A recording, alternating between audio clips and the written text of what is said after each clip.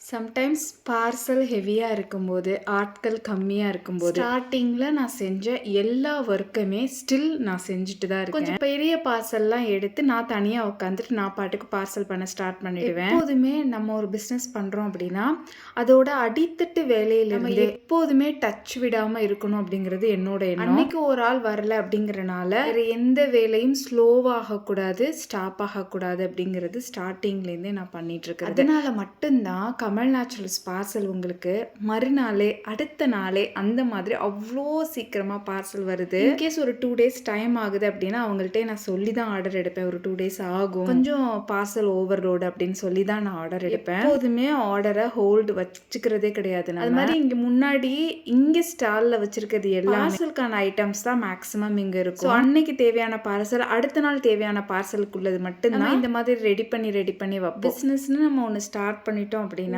வேலையிலிருந்து மேனேஜ் பண்ற வேலை வரைக்கும் நமக்கு தெரிஞ்சிருக்கணும், நம்ம பண்ண தயாராகவும் இருக்கணும் அப்படிங்கிறது தான் என்னோட. நீங்க என்ன நினைக்கிறீங்கன்னு எனக்கு கமெண்ட் பண்ணுங்க.